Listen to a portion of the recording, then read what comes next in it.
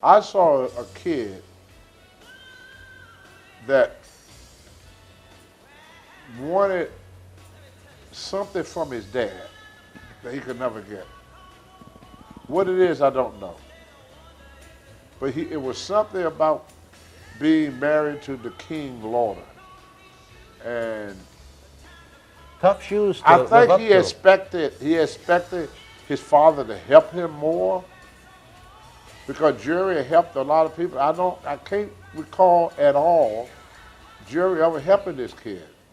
Wrestling fans around the corner, around the world, I'm Dan Marty. And this is your boy JCG, aka Jay the God. Whether you are down the street or anywhere in the Northeast, fans, the day has finally come as we prepare to celebrate 20 years of Boston Wrestling MWF. All-inclusive VIP packages and tickets are on sale for our Back to the 80s WrestleFest 20th anniversary. It is going to be a happening, a VIP exclusive Q&A with the great 80s legends, an autograph and photo fan fest, and professional wrestling so hot it's going to blow the roof off of Memorial Hall. You can get your tickets at Boston Wrestling beginning in 3, 2, 1, go. Wrestling fans, it's time to rock. WWE legend Marty Jannetty of the Rockers returns for 3 big nights, Wednesday, September the 1st through Friday, September the 3rd. Marty will be taping historical Wrestling Insider episodes, live specials, Insider autograph signings, support wrestling superstars, pre-order autographed 8x10s now over at bostonwrestling.com. This September, get your sunglasses ready. It's time to party with Marty. This is Mick Foley. This is Harley Race. This is Shelton Benjamin. This is Mr. Wonderful Paul Orndorff. This is the Monster Abyss. And this is Daniel Bryan. This is JBL, and you're watching the MWF. Be there live.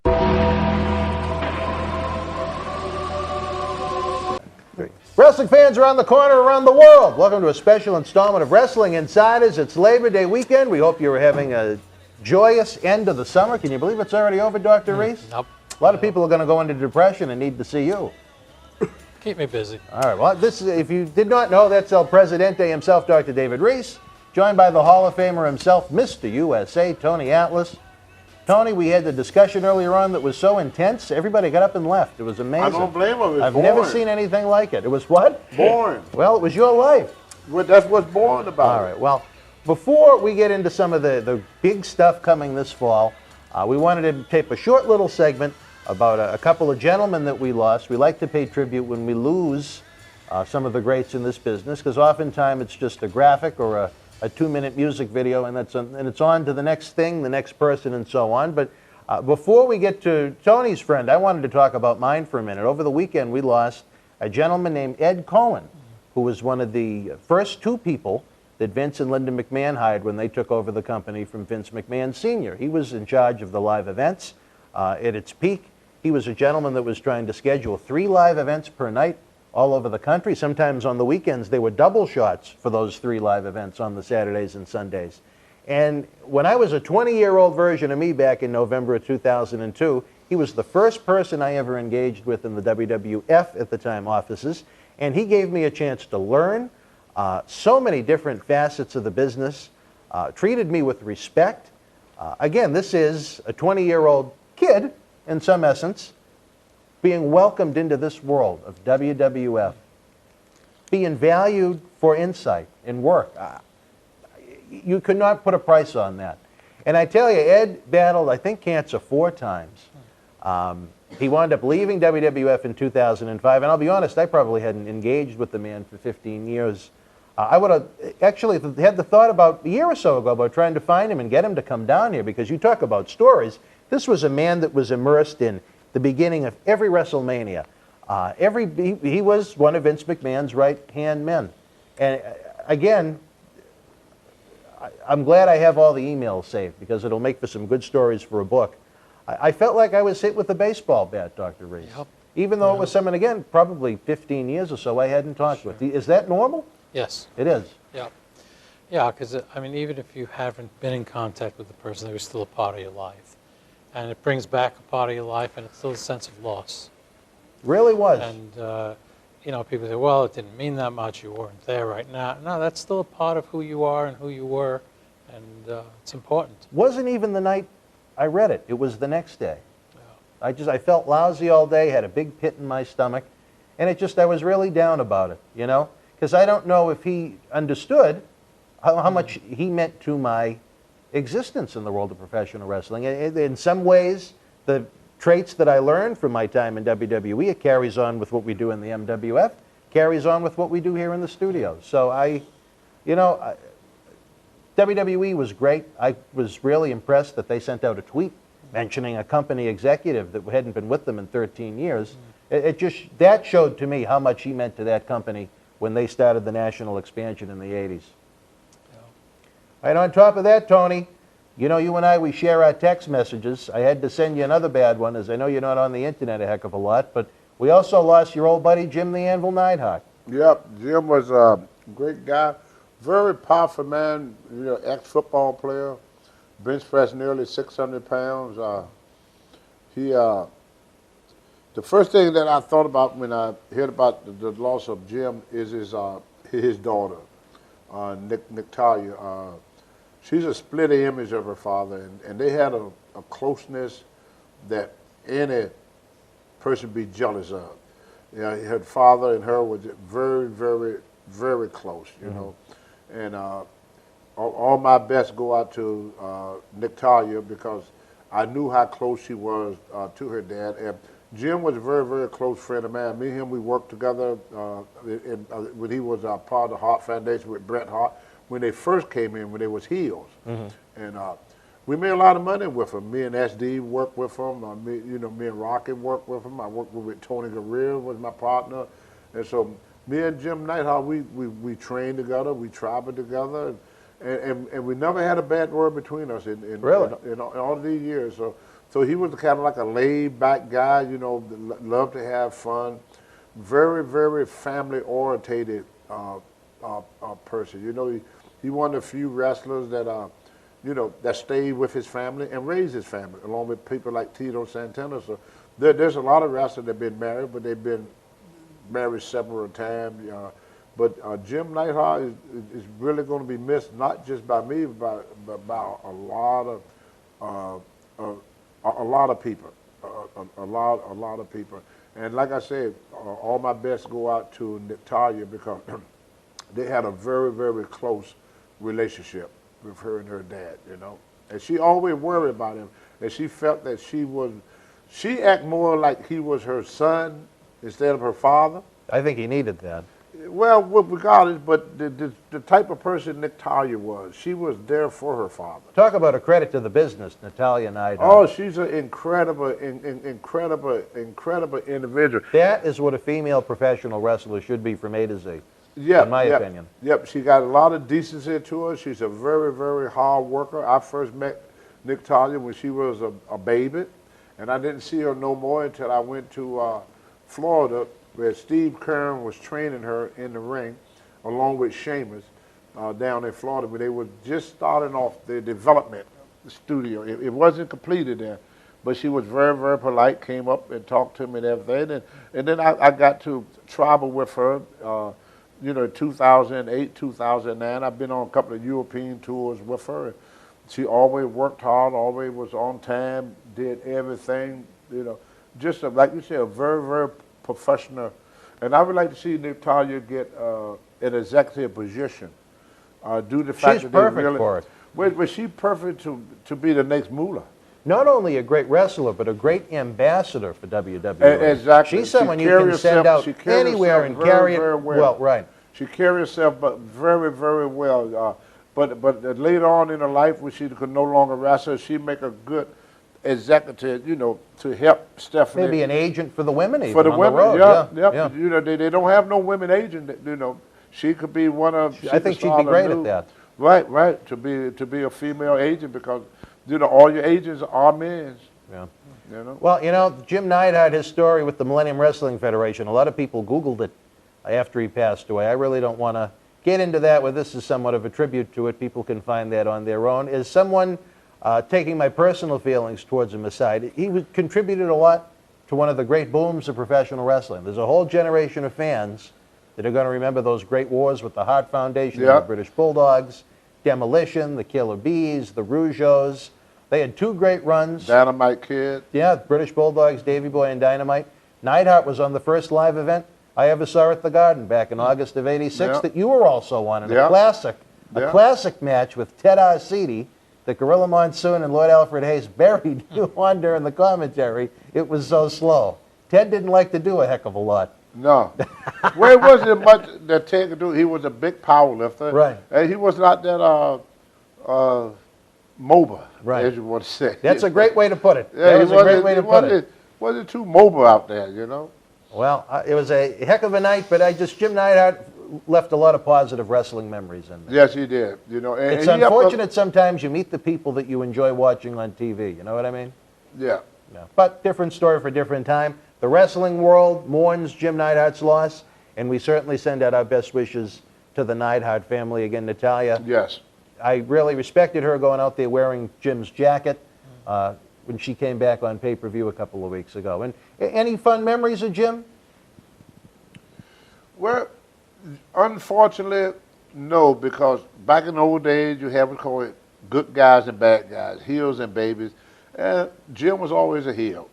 So we met occasionally in the gym, in the hotels, and stuff of that nature. But most time, he was always up in his room calling his wife.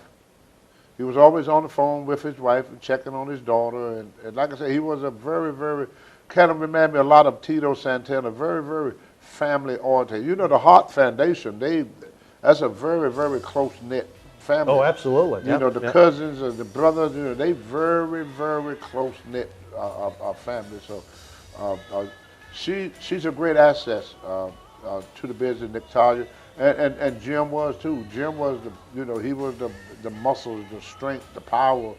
I don't think Bret Hart would have got as far as he went without Big Jim, because even though Bret was a very rugged kid, right of his own, but Jim was kind of like the bodyguard for everybody. You know, if you met with Bret, you had to go through Big Jim, and that was not an easy test. All right, Tony. We're going to take a brief time out. A couple of other gentlemen that you knew had passed. We like to pay tribute. We're going to take a brief time out. We'll be right back. Do you really believe that... Tickets are on sale now at bostonwrestling.com for our 20th anniversary Back to the 80s WrestleFest, Saturday, November the 13th at Memorial Hall in Melrose, Mass. The World Wrestling Federation was live at the Wicomico Youth and Civic Center in Salisbury, Maryland, Sunday, August the 10th, 1986. In the opening contest, Rebel Dick Slater beat Iron Mike Sharp. Harley Race victorious over Paul Roma. Pedro Morales defeated Steve Lombardi. Nikolai Volkov with the win over Jose Luis Rivera. Ricky the Dragon Steamboat beat Rene Goulet. Mr. USA Tony Atlas victorious over Tiger Chung Lee. The Dream Team defeated Tony Gurrier and S.D. Jones. George the Animal Steel with the win over Ron Shaw via countout.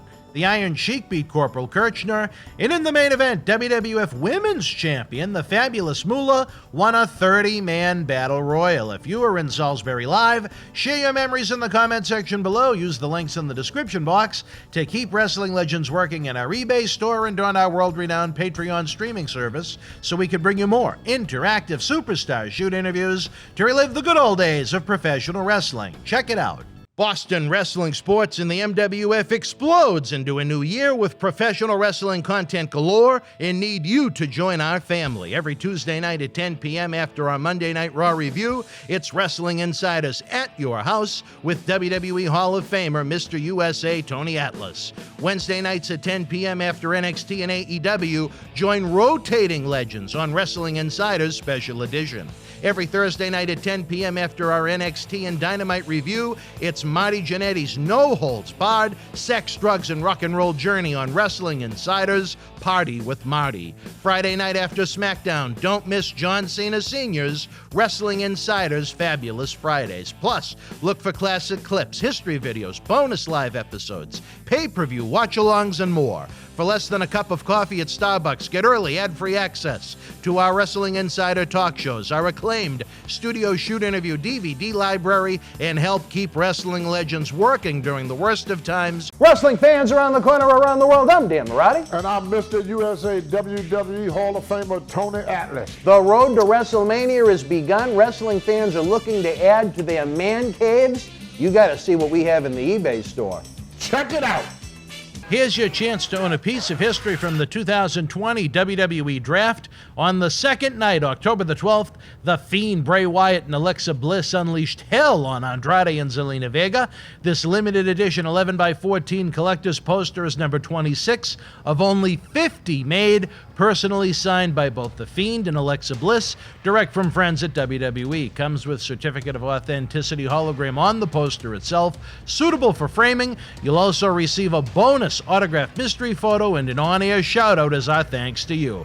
Get this ultra-rare autographed Fiend and Alexa Bliss poster now. Wrestling fans, especially here in the Boston area, we want to thank our great friends at Red Rose for their support for all of our charitable endeavors and programming efforts.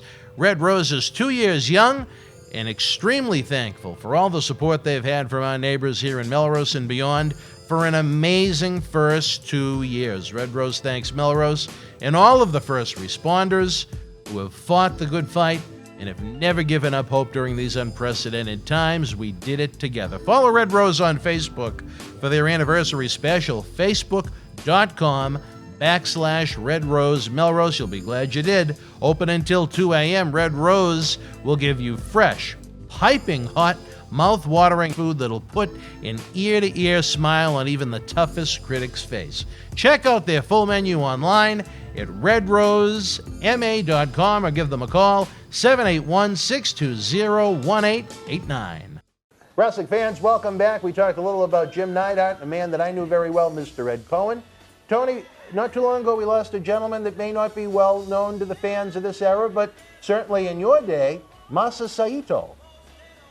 Saito? Yes. I'm going to guess you didn't know. I didn't know You that. didn't know? Well, unfortunately, Tony, Masa Saito has passed. Wow. He's What someone you feuded with back in the day. Yep. See, Saito was what we used to call a shooter. Yes. And what they used to do to get him popular, they would have people to come from the audience. And if you got to get in the ring with Saito and try to pin him, I think they have some money that was involved. That was Saito's main thing. So when Saito wrestled a lot of time, he would flip from what we supposed to do to what he did in the shoot match. So he had an idea of sometimes he would shoot with wrestlers in the ring just to mess with them. So one day me and him got in a shooting match. You and Saito? Me and Saito, we got in a shooting match. Really? And then we got in a fight back in the dressing room. Really? And then the next night we got another fight. We must have fought at least 4 times. Really? Yeah, 4 times. And then finally, Vince Sr. came to us and said, if y'all fight tonight, I'm going to fire both of y'all. And that's the reason why we stopped fighting. See, I was raised, if I fight you today and I don't whoop you, you see me again tomorrow. My mom told us to do that. She said, because people think you're crazy, they leave you alone. You know? And so that's what I did in Saito. But then me and him, we became the best of friends. Really? Yep. After the fight, me and him, we respected each other. We worked together. Me and him, S.D. Jones and myself against Fuji and Saito. And the funny thing about it, one of the things that I regret, I have a lot of regrets in my life. People say, well, I have no regrets. What I do, I regret going to California that night, because that same night, they was going to put the belt on me and S.D. Jones. The first time you were going to Right, but the main thing was not to put the belt on me and S.D. Me and S.D. was supposed to be like the transfer champions. Because they wanted to put the belt, the Moondogs was getting over real good in Japan. Mm-hmm. So they were going to bring the Moondog back and make them the tag champion, but they needed someone to take the belt off of Saito and Fuji in order to give it to, and that's why they teamed up with SD, because SD, their idea was to work a program with me in Backlund. I was on my way to working for the world title, and they needed me and SD to take the belt, and the night that they were going to do it in Philly, in the Spectrum, I didn't show up. Because you wanted to get walked on. Yeah. You old dog, you. Oh, woof, woof, That is woof. a regret for sure. Ow! All right, Tony, a gentleman you didn't really work all that much with, but I know you encountered him on the independent scene. Someone you made a very interesting observation about when we talked on the phone. Grandmaster Sexay, Brian Lawler, the son of Jerry the King Lawler. Yeah. I had a very unique circumstances involving his death. You did? You had some interesting observations. Yeah, I took in, I worked with him mostly all last summer in West Virginia. He was booked quite frequently up in West Virginia. And I hear a lot of people say things about the way he acts. He was always being criticized by the wrestlers. But my observation, I could be wrong. I'm not as intelligent as the dark head where I can see things. I saw a kid that wanted something from his dad that he could never get. What it is, I don't know. But it was something about being married to the King Lawler. And Tough shoes to I live think up he to. expected his father to help him more because Jerry helped a lot of people. I can't recall at all Jerry ever helping this kid. Maybe he had. I could be wrong. Go back to when he broke into the business. He wouldn't even let him use the Lawler name because he didn't want to be perceived as old enough to have a son that could wrestle. Yeah. Jerry wants to be forever young. Yeah, I Both think in the ring and with some of the women. The kid felt unloved and unwanted by his dad. That's what I felt. You know, when you mentioned his dad, I used to look at his face, and that's when he would really get angry. You know? Angry? Yeah. He wouldn't show it, but it was kind of like the change. He's laughing 1 minute, and then you mention his dad, he would get up and he'd walk out the room and he'd start smoking a cigarette. Yeah. No, he certainly was another trouble. And then he would start drinking, and then we'd go try to pick a fight. That was the thing. You talk about his dad, he'd be laughing and joking, having a good time with the wrestler. As soon as somebody started talking about his dad, he started smoking a cigarette. He'd go right outside, start smoking a cigarette, prancing back and forth, smoking that cigarette, back and forth. Then we'd go out to eat that night in a bar or something, and he'd try to pick a fight every night. But if you don't mention his father, he was okay. Well, I tell you, I hate to say it, but that's not one that I was surprised to find out about. The circumstances were certainly interesting. Why his dad didn't get him out of jail? I don't know. For the fans that aren't aware of it, there is somewhat of a mystery out there as to what happened to Brian Lawler as he hung himself in jail. Should have bailed him out. Then we'll Maybe have he to should worry about have, but everything doesn't add up, I guess is the best way to put it. And there's an investigation going on in Memphis right now as to what maybe really happened, Dr. Reese. That's my understanding. Yeah. I mean, just what I've seen in the papers. Very, very interesting. Again, a troubled soul. I could get into a story about him here in the Millennium Wrestling Federation, similar to Jim Neidhart, but you know what, I'll say this. He was a very troubled kid, I'll admit that, but I figured that if he had had a closer relationship with his dad, I think this kid be living today. Well, I'll say this. The first time we used him, he was absolutely fantastic with the fans. He was very engaged. He had a good match. He brought the kids into the ring afterwards to do the Too Cool dance. It was fantastic. The other issues we had with him is a different story for a different time. But it's just, Dr. Reese, you know, it's tough on the fans sometimes when they lose these wrestling heroes that they've been familiar with for so long. Yeah, because they're bigger than life and immortal. And the image is supposed to be immortal. It's supposed to be bigger than life. And we all play into it, and then it's shocking when we find out that these are real people. It is tough. Well, you know what? It is important to me that we remember those that pass on. I don't know why it's such a sticking point to me, but it really is. It is.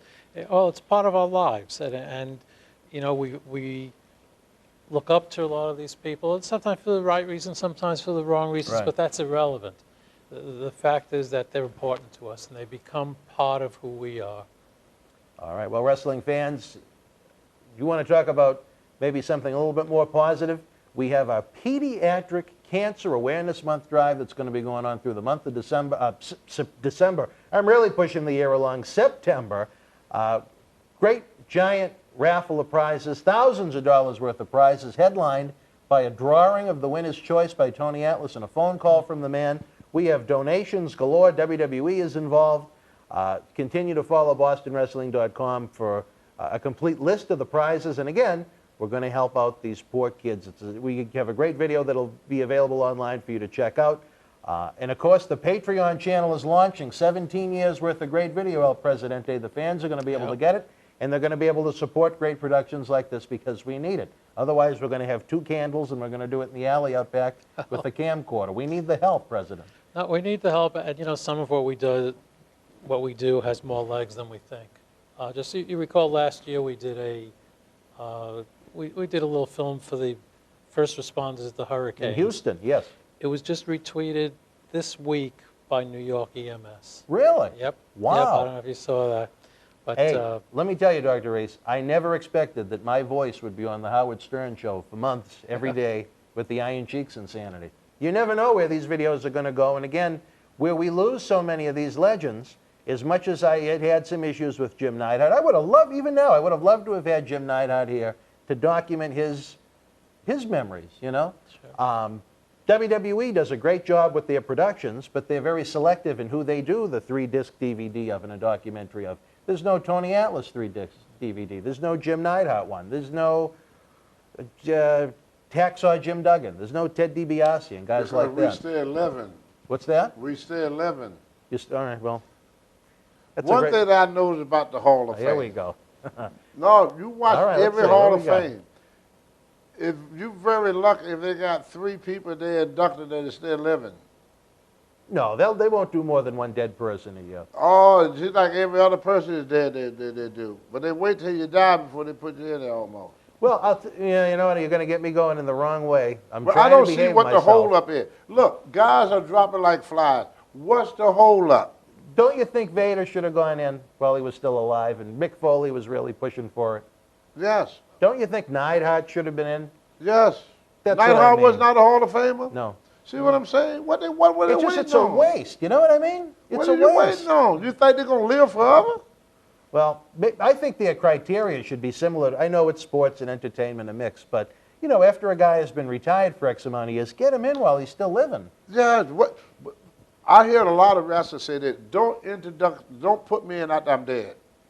What good is it doing him or his family? Right. They get that one check, they make a little dollar, and then 6 months later, it's like it never right. existed. You got what you wanted out of it. You know, put people. There's a lot of people like I felt bad for Ox Baker. I always felt that Ox Baker should have been there. A lot of people that put a lot into this business that never, you know, that is still walking the street. You know, and you know, do things for people while they living. Like my mom used to tell us.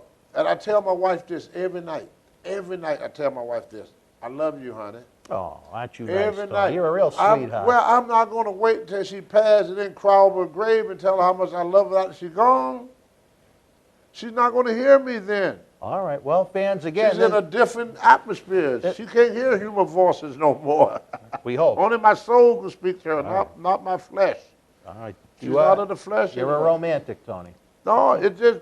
We're not going to be here forever. All right. Well, again, fans, we hope you had a great Labor Day weekend. We hope you weren't one of those. Right, Doc? Yeah. Y'all got that checkout date. Yeah. The elementary, middle, high school kids that were trapped in ovens of a school in these 95-degree days we've had recently. Again, Hell in a Cell weekend, Tony. We got a big episode. Dr. Reese won't be with us, but we relive Legends House. That's going to be a fun episode. Now, Doc. Yeah.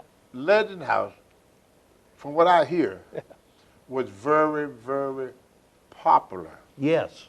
Why do you think, Doc, they never did another one? I don't know. That's a good question.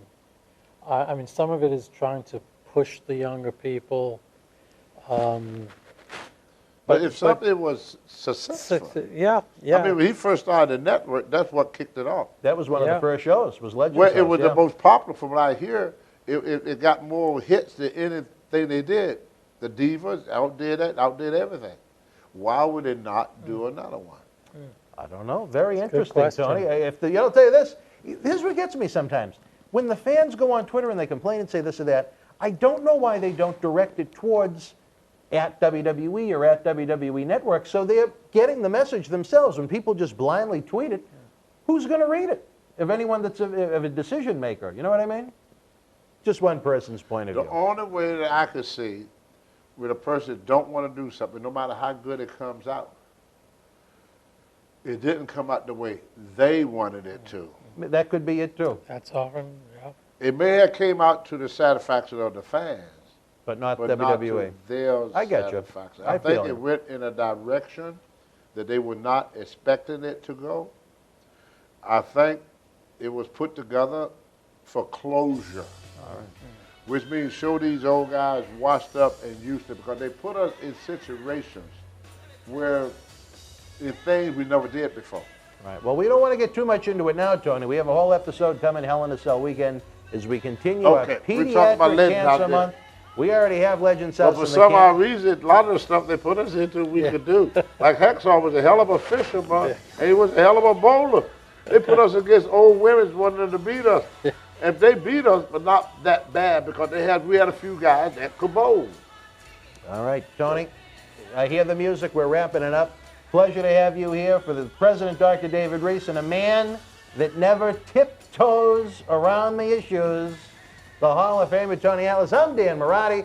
We'll see you Hell in a Cell weekend. Be well. Thank you for joining us. Please give the video a big thumbs up, leave us a comment, and subscribe to the channel to enjoy more great content. Don't forget, you can help keep wrestling legends working. Check out our eBay store and join the Boston Wrestling family at patreon.com/Boston Wrestling so we can produce more in-depth shoot interviews.